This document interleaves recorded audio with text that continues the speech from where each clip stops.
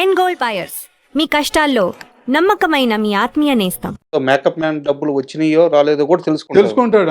అతను వచ్చి చెప్పాలి సోమన్ బాబు గారికి ఓకే అని చెప్పనేసి.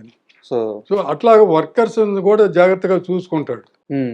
ఇప్పుడు దీంట్లో కూడా డబ్బు అని చెప్పానంటే వాళ్ళు కూడా ఒప్పుకున్న డబ్బే కదా, అది కూడా అంతే కదా, వాళ్ళ కష్టమే కదా. ఆయన మన అసిస్టెంట్ మేకప్ మ్యాన్లు, ఏ డ్రెస్టర్లు వీళ్ళంతా ఉంటారు కదా, ఒక 5-6 మంది స్టాఫ్ ఉంటారు కదా, వాళ్ళందరూ కూడా అతను వీళ్ళు ఆయన ఉద్దేశం ఏంటంటే సినిమాల్లో ఉన్నవాళ్ళు మగాళ్ళంతా తాగేసో ఏదో చెడ్డ అలవాట్లతోటి పాడు చేస్తారు, ఇల్లు చేస్తారు, నాశనం చేసుకుంటారని ఆయన ఇచ్చే శాలరీ వాళ్ళకి ఇవ్వడండి. మగవాళ్ళకి ఎవరికి ఇవ్వడు, ఆడవాళ్ళకి ఇస్తాడు. వాళ్ళ అకౌంట్ పెట్టి ఇచ్చేసి వాళ్ళ భార్యలకు ఇస్తాడు. ఆ డబ్బు వాళ్ళు ఖర్చు పెట్టాలి, ఇంటికి వచ్చి ఇంటికి పంపించేస్తాడు. వీళ్ళ చేతికి ఇచ్చేవాడు కాదనమాట. అలాగే వర్కర్స్ కి ఇల్లు కట్టి పెట్టాడు అందరికి. ఆయన దగ్గర పనిచేసేవాళ్ళు ఆయన ఇల్లు కట్టి పెట్టేసి, అంటే వీళ్ళు ఏ తాగి ఏ చేసి ఏం గొల్ల చేసినా ఇల్లు అనేది ఒకటి ఉంటే ముందు భార్య పిల్లలు సేఫ్గా ఇంట్లో ఉంటారు అని చెప్పనేసి అని ఈయన ఇచ్చే డబ్బులు కూడా ఆ భార్య పేరుతోటి వాళ్ళతోటి చేసేవాడు. ఎంత గొప్ప. అది మరి తన దగ్గర ఉన్న స్టాఫ్ని కూడా అంత బాగా చేసుకునే వ్యక్తి డబ్బు మనిషి అంటే ఎలా అవుతాడు? అది రాంగ్ అండి, డెఫినెట్గా. అంటే యాక్చువల్గా ఇప్పటిదాకా శోభన్ బాబు గారి గురించి చెప్పే వాళ్ళందరూ కూడా ఆయన డబ్బుని జాగ్రత్తగా చూసుకుంటాడు, డబ్బు దగ్గర నిక్కచ్చిగా ఉంటాడు, ఇలా చెప్పిన వాళ్ళే కానీ నిజంగా తన దగ్గర పనిచేసే స్టాఫ్కి కానీ వాళ్ళ ఇంట్లో అవసరాలు గుర్తించడం కానీ వాళ్ళకి ఇల్లు కట్టించడం కానీ ఇలాంటి విషయాలు చాలా తక్కువ మందికి మాత్రమే తెలుస్తాయి. ఇప్పుడు ఒకటి మెంటాలిటీ ఇది ఆలోచించండి. శోభన్ బాబు గారు కొన్ని వందల మందికి సినిమాలో పనిచేసే వాళ్ళకి మీరు జాగ్రత్తగా ₹1 ఉంటే ల్యాండ్ కొనుక్కోండి, ఆ ల్యాండ్ ఎప్పటికైనా పెరుగుతుంది అని చెప్పనేసి అని ప్రతి వాళ్ళకి చెప్పాడండి సార్. ప్రతి వాళ్ళకి ఆయన చెప్పబట్టే శ్రీధర్ అనే ఆర్టిస్టు, ఆయన కానీ మా చంద్రమోహన్ కానీ వీళ్ళందరూ ల్యాండ్ కొన్నది ఓన్లీ సోమన్ బాబు గారి అడ్వైస్ తోటే సార్. అలాంటి బయట వాళ్ళకే మీరు డబ్బు జాగ్రత్తగా పెట్టుకోండి అని చెప్పనేసి అని అతను డబ్బు మనిషి అంటే ఎలాగండి? డబ్బు మనిషి అయితే వీళ్ళందరికీ జాగ్రత్తలు అని చెప్పాడు, నాకే రావాలి, నేనే మొత్తం ఉండాలి, ఇంకొకటి బాగుపడకూడదు అనేది మెంటాలిటీ ఉంటుంది. అదే లేదు ఆయనకి దగ్గర. అందరికి చెప్పేవాడు జాగ్రత్త పడండి, ల్యాండ్ కొనుక్కోండి, ఎప్పటికైనా అది డెవలప్ అవుతుంది. అంటే దొరకంది ల్యాండే, ఎందుకంటే ల్యాండ్ లిమిట్గా ఉంటుంది. అది మీ తక్కినవన్నీ మనం ప్రొడక్ట్ చేస్తే ఇంకోటి చేస్తేనే వస్తాయి, కానీ ల్యాండ్ అనేది ఇంకెంతకైనా పెరగదు. అందుకని ల్యాండ్కి డిమాండ్ ఉంటుంది ఎప్పుడు ఫ్యూచర్లో, ఎందుకంటే జనాలు పెరుగుతూ ఉంటారు కాబట్టి ల్యాండ్కి డిమాండ్ వస్తుంది. అందుకని మీరు వచ్చిన ప్రతి రూపాయి ల్యాండ్లో పెట్టుకోండి అని చెప్పేవాడు, అడ్వైజ్ చేసేవాడు. అంత మంచి వ్యక్తి అయితే డబ్బు మనిషి అని చెప్పానంటే, డబ్బు మనిషి అంటే ఆయనకి రావాల్సిన డబ్బులు అడిగి తీసుకోవటం డబ్బు మనిషి అంటే ఇంకా దాన్ని ఏం చేయాలి? అది కష్టానికి గౌరవం ఇచ్చుకోవాలి అంతే. అంతే అంతే. మనకి ఆయన ముందుగానే చెప్తాడు ఆయన రెమ్యునరేషన్, వాళ్ళ మేకప్ మ్యాన్ రెమ్యునరేషన్ ముందుగానే చెప్తారు, అవి డబ్బులకి ఇవ్వాలి. సార్ మీకు తెలిసినంత వరకు చెప్పండి. అంటే ఇది మీకు సంబంధం లేని ప్రశ్నే, అయినా మీరు దగ్గర మనిషి కాబట్టి అడుగుతున్నాను. ఎన్ని ఎకరాలు కొని ఉంటాడు సార్ ఆయన మొత్తం కెరీర్లో? అది ఎన్ని వేల కోట్లు అయి ఉంటుంది? వేల కోట్లు అయితే అవుతాయండి. ఎందుకంటే ఆయన కొన్నప్పుడు వందల్లో కూడా కొన్నాడు, ₹100 కూడా కొన్నాడు. ఆయన మెంటాలిటీ అలాగే ఉంటుంది. నా దగ్గర 200 ఉందంటే ఆ రోజుల్లో ఒక 10,000కి 5,000కి బిట్టు ల్యాండ్ దొరికింది.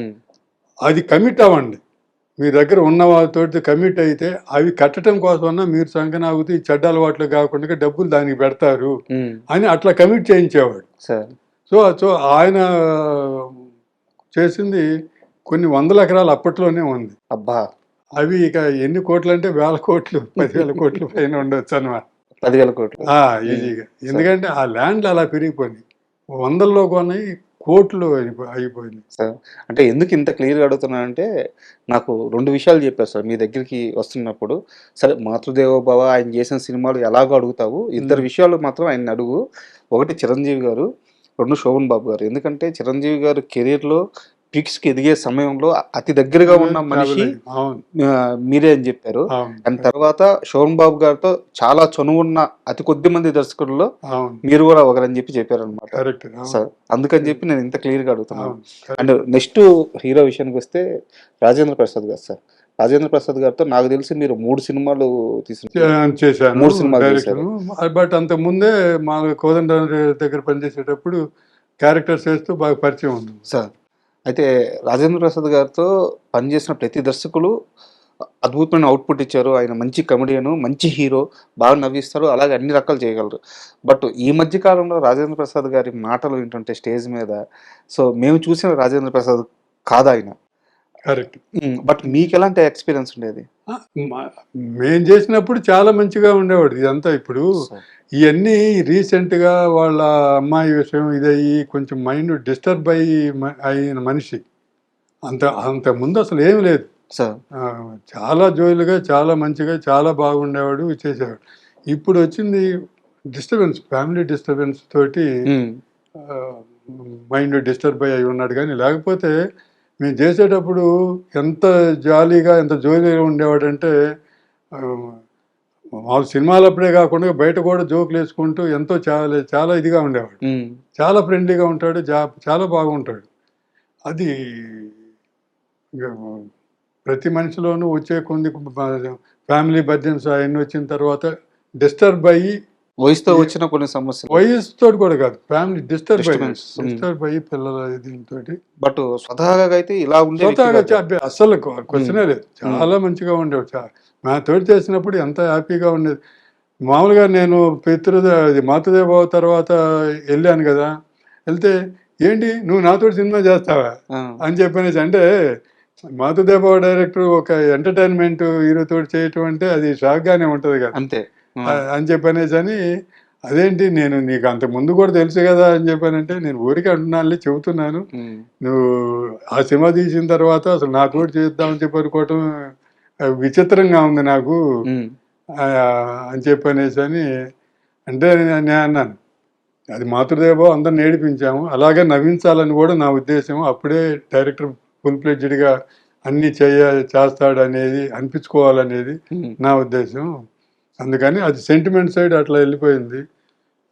ఇది డ్రామా, ఫ్యామిలీ డ్రామాను కమర్షియల్గా సోమరాబు తోటి చేసేసి ఇద్దరు భార్యలు కాదు, భార్యను ఒక లవరు మధ్య డ్రామా చేసి, ఒక డ్రామా మంచి డ్రామా సినిమా హీరోలతో చేశాను. అది అది ఒక వర్షన్ అయిపోయింది. సో ఎంటర్టైన్మెంట్ కూడా చేస్తే నేను ప్రూవ్ చేసుకుందామని ఇదని చెప్పి అని చెప్పాను. అనుకున్నట్టుగానే వద్దుబాబు తప్పుకి రేలంగి గారి అవార్డు వచ్చింది. సో నేను అట్లా ఎంటర్టైన్మెంటు, ఇలా సెంటిమెంటు, అలా ఫ్యామిలీ డ్రామా 3 వర్షన్లు చేసి ప్రూవ్ చేసుకున్నాను.